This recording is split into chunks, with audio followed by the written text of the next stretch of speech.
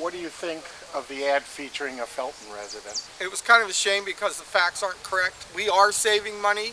Even if Cal-Am had only raised our rates 5.5% a year, we're still spending $70 less than we would have been with them. Plus, we're paying off the mortgage that buys our water system. We're spending less and we're owners. I was shocked when I saw that because right away I could see that the numbers were twisted. I was really surprised that this person participated in it because it wasn't true.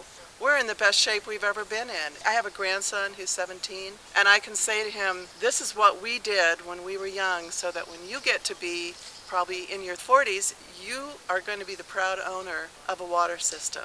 It's a tremendous legacy. She obviously talked to Cal-Am. They did a fishing expedition. Someone from Monterey called our house. Do you know anyone who maybe wasn't for the measure? And they found someone. But it's unfortunate that she didn't talk to us and check out the fact that we are saving money at this point, because Cal-Am would have been increasing all along.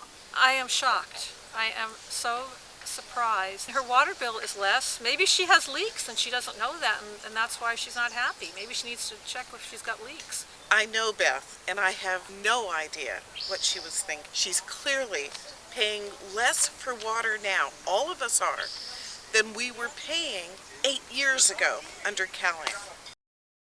So what made Felton residents decide to go public? When Cal-Am came in and took over, our rates started to skyrocket. We had this company called Cal-Am take us over and jack our rates up really, really fast, and suddenly realized we were a pawn in a much larger game, which was the privatization of water for profit. And Cal-Am made it real easy for us to decide, because they were such a lousy steward of our watershed and had no interest in good service, and all they cared about apparently was to raise the rates.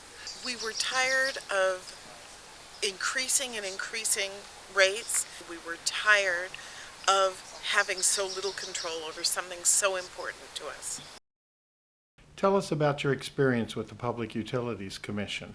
We went repeatedly to the Public Utility Commission. We all came to call it the Private Utility Commission. We actually, at one point, it was a bunch of middle-aged people, we were going to sit in, lock arms. Fortunately, we didn't ever do that, but that's how badly we felt misused by the PUC. So if you own your own water, you have recourse. Instead of profit and competition, you have control. If you don't like what the people are doing, you can vote them out. The PUC does not represent the citizens, it represents the corporations. And there was a lovely little letter I noticed in your paper in 2005 about some gentleman coming out about positive Cal-Am, and at the very bottom it said that he used to be I think a lawyer for the PUC. Now he's with private water. That's the thing about these PUC, that they go back and forth. They go into the public thing, get their pension, then they go to the private company that's the same thing, and they fight against you. It's such a joke. It was a very strange, unreal kind of an event, because we would get up there and we'd say our little 3 minutes because it was the public comment period, and they wouldn't listen to us. I mean, they're walking around the stage and they're checking their email and doing all this kind of stuff, and they're way up there. And Alexis, who you just spoke with, got there and said, "You shut up and listen to me." It was hilarious. Are you saving money under public ownership?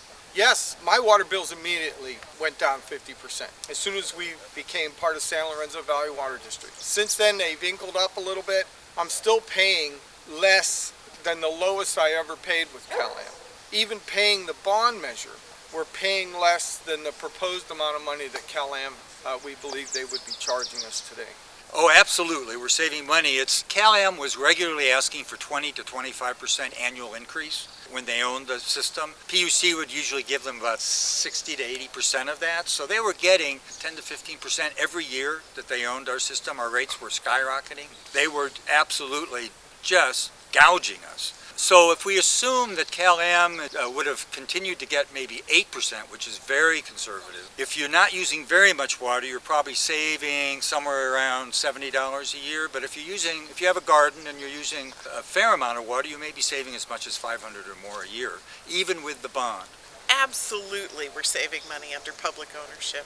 As of today, we've had rate increases in the SLV Water District. Even with those rate increases over 6 or 7 years, even with paying To buy our water system, plus paying our rates right now, we're paying several $100s a year less than we'd be paying under CalAm. Knowing what you know today, would you vote for public ownership?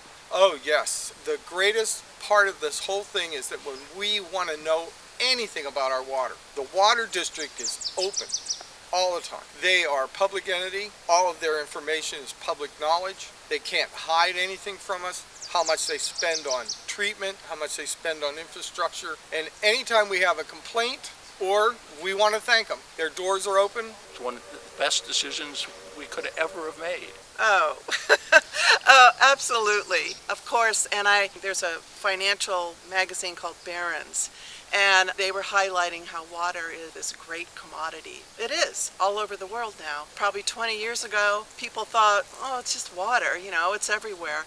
But we don't think that anymore. And so we have to protect our own natural resources, and we can't let Wall Street do it for us. This is not just a local issue about saving money, which you will do, but it's a bigger issue. This is an international issue. This is an issue of who's going to control our natural resources.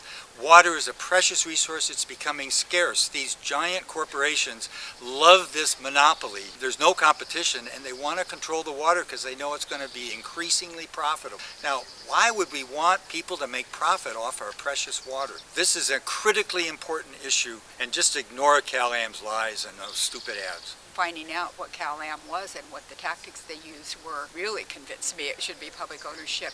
And we elect 5 citizen members of our water district board, and we know those people. Anything else you want to add? Become the stewards of your water. Your environment is too important to leave up to the hands of profit takers. Monterey, I want to tell you, you can do this. Vote yes on O. Ask yourself, is water a resource or is it a commodity? And if you decide it's a resource, then you better figure out how to protect your resource. If you decide it's a commodity, then let people on the exchange in New York and all over the world make decisions about your water. Monterey, take over your water. Vote yes on Measure O.